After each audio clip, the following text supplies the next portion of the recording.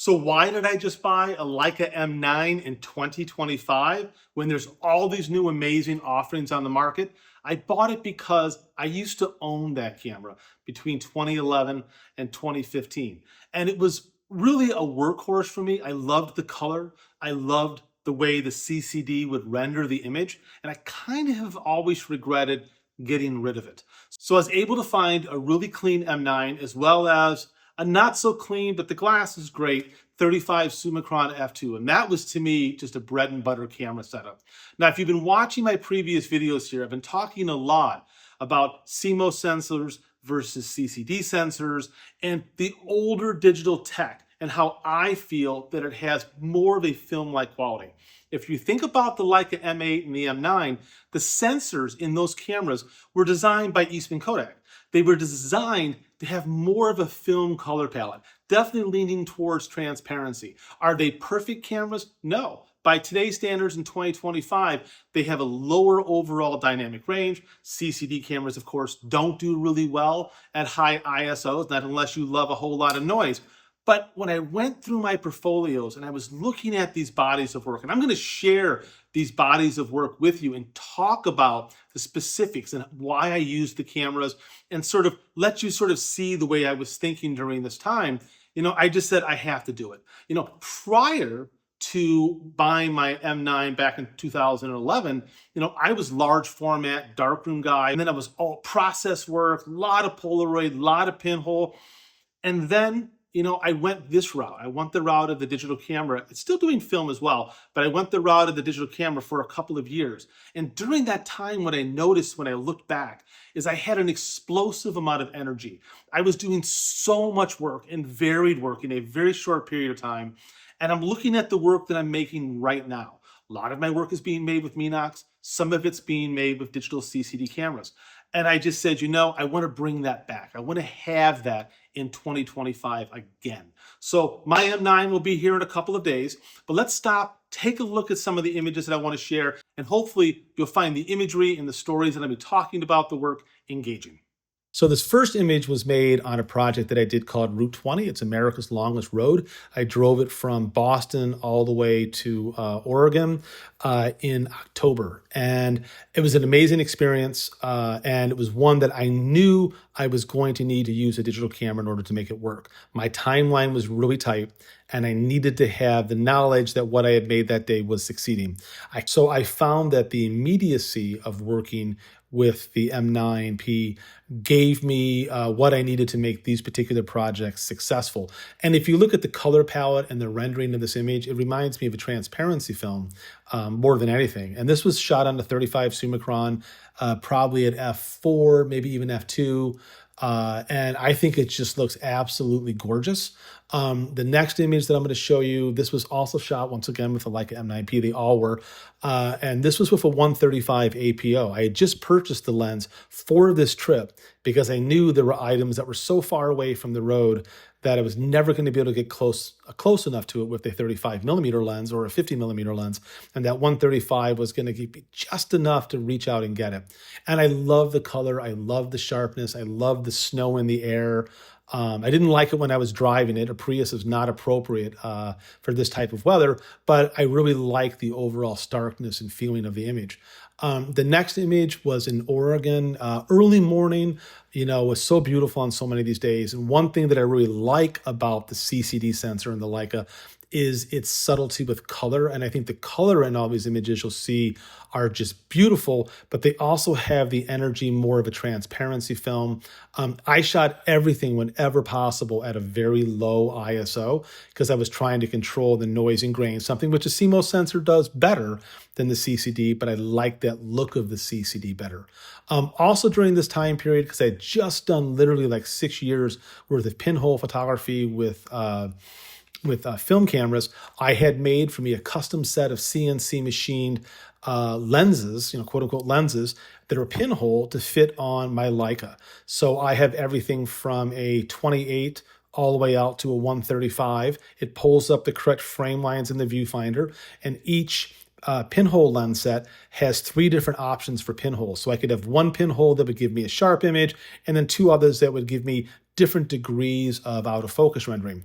And that was something that I really loved doing. So this photograph of these two people down by the river with their dog, optimum pinhole probably would have been like f128, but this was probably like f45 and probably a second or two long exposure. But I really love how it feels. I love the coarseness of the grain. And these were printed quite large. These were printed like 29 by 42 inches on uncoated Arch watercolor paper, printed off on all 4 decals. So really a fun series. This next piece that we have is another piece from the Route 20 project. Once again, definitely shot with the 135 APO from the car because I was not getting out in that snowstorm. And just, I love the texture. I love the 3-dimensional quality of the image. That was a great lens, but normally I'm a real Robert Capper sort of shooter. If your photographs aren't good enough, you're not close enough. So shooting from long distance is not how I normally work, but for this type of road trip, definitely was important. So also during this time, I started another project called 1 Week, 1 Book. And the idea was that in the course of 7 days, I would photograph an idea, very anthropological idea, all with the Leica M9, and I would design a book and print a book and have it delivered within 7 business days. Very ambitious, and I made a total of 15 books like this. This is one image from a book I did at Playland, which is in Rye, New York. Playland is it's an Art Deco amusement park. Anybody who saw the movie Big would know Playland. Tom Hanks' characters on the boardwalk. And I just love the color. I love the feeling. And I remember being there. I was only there literally for 1 day. I had 1 day to go shoot. I had all day to go shoot. And I shot a lot. And I came home with enough work because I was able to interact with the pieces as I was shooting and having confidence to knowing that I was getting what I wanted. But I should point out that I spent a fair amount of time testing the sensor and its limitations. How far could I pull down the highlights and what degree of recovery could I grab from a shadow? So I was able to get images that were successful on that particular book. The next book project that I had done, this is another one of the 1 Week, 1 Book. This was from called Fair Food. And I was fascinated about the food that we eat at fairgrounds. And during this time of year, in the late summer, early fall, there's tons of fairs in Vermont and upstate New York. And so I just obsessively went to as many fairs as I could over several days. This was from the Rutland County Fairgrounds in Vermont. And what strikes out to me just right off the bat is look at how beautiful that blue and red is. And that is how blue and red that area is. It is just bright, bold blue and red, and it looks so good. This is with the 35 Summicron at f2 or probably maybe even f4, but wouldn't be much more than that. But the overall contrast control and the 3-dimensional quality of that lens sensor combination, I really thought was just very beautiful. On this next image, this was also part of a series of nudes that I was doing with the pinhole. Once again, long exposures. This was probably 5 or 6 seconds long. And one thing that I found really interesting is I discovered this originally when I had a Leica M7, that with the pinhole lens, I had a very simple one at that time, the camera could meter through the pinhole and give me pretty accurate metering through that pinhole. So when I got the digital version, when I got the M9 and later my monochrome, the metering through the pinhole, unless it was just extremely dark, was always pretty good. It would be pretty accurate, and what I would get as a final image would be more than usable. Once again, I love the grain, I love the sheen, and this was printed like 29 by 42 inches again on the handmade watercolor paper. Also during this time period, I had a gallery out in Bridgehampton and then later in Southampton, and I was going out a lot to Long Island, meeting with my gallerists.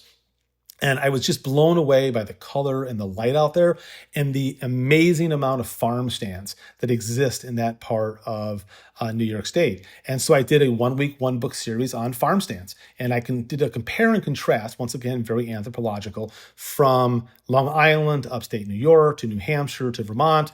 And once again, done during a week. So during these time periods, when I was doing these 1 Week, 1 Book, I was shooting like nonstop. I was pulling the car over constantly shooting, and it was a lot of fun. It was an awful lot of fun. And I also love the fact that you could get a dozen oysters for $8. You definitely can't do that in 2025.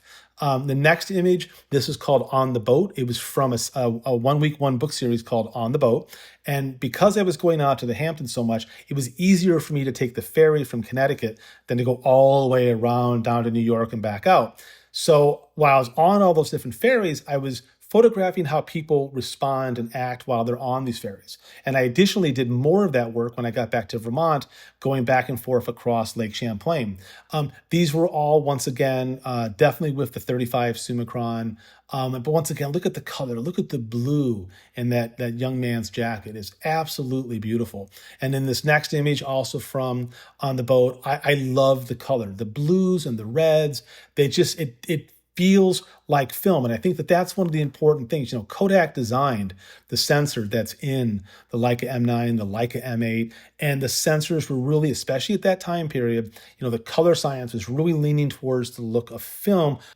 This next image I'll show you, this was another 1 week, 1 book series. This was called Phone Booths. This was right around the time that New York City was getting rid of all the phone booths in the city, or for the most part, most of them. And if you look at how disgusting the phone booth looks, no one would want to use this without fear of dying of some horrible disease. But I love the fact that you've got this nasty phone booth and this couple embracing next to it. And so I had a gallery on the Upper East Side at this time. And so I was down in the city for a week. And when I wasn't meeting with them, I just grabbed my camera and I'd walk from, 72nd all the way down to, the Bowery and back. And I was all over the city just photographing phone booths. And I love the 3-dimensional quality, and the size was really great. And I could be very responsive, doing a lot of zone focusing just to keep it very quick and from the hip. This next image is from another 1 week, 1 book series that I did. And this was called Aisle 3. And I was fascinated by what aisle 3 meant. What aisle 3 in a supermarket is different than like a Target or a Walmart or a local country store. And so I obsessively for several days was driving around to all these different places and trying to, photograph aisle 3. And once again, it's very anthropological type work. The hard part, of course, was that CCD sensors, once again, as we all know, are not real great at super high ISOs. Yet, in order to have enough depth of field that the foreground to background would be clinically sharp, I needed to come up with a solution because I couldn't use the tripod.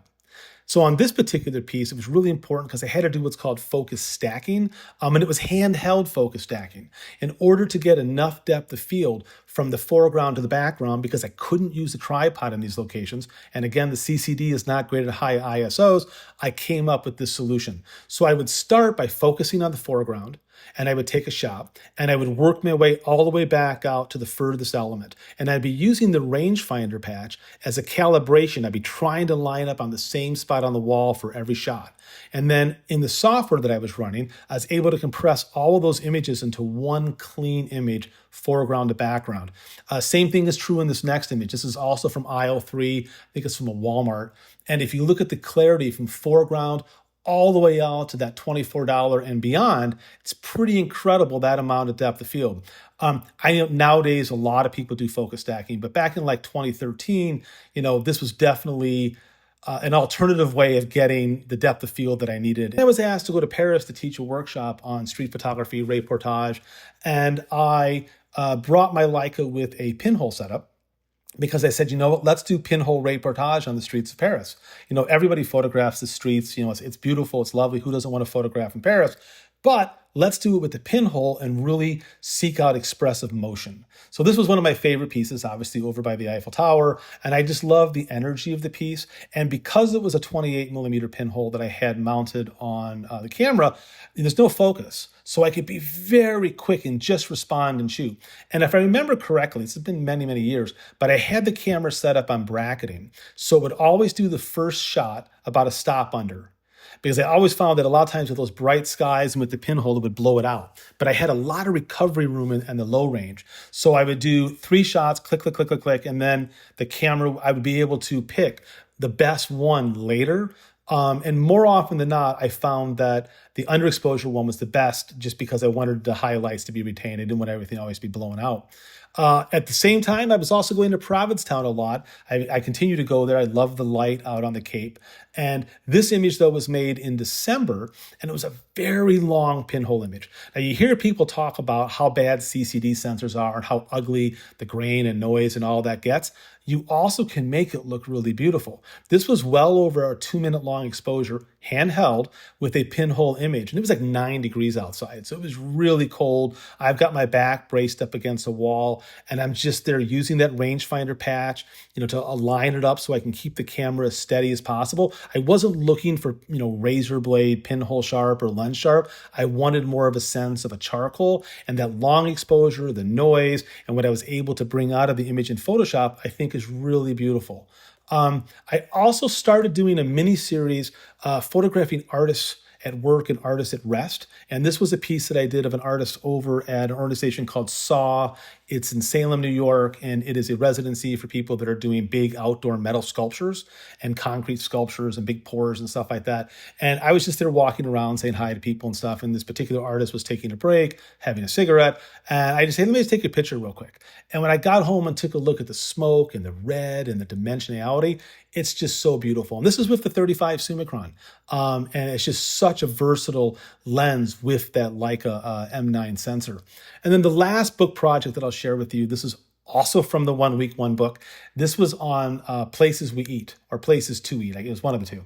And I was fascinated by where people stop to eat. I was watching people eat in cars. I was watching people eat in parks.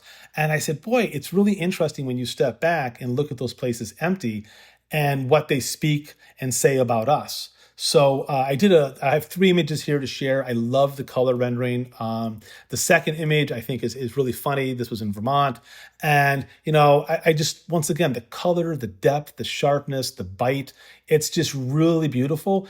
So I look at this last image and look at the color. I mean, it feels like a transparency. It's so beautiful, so rich.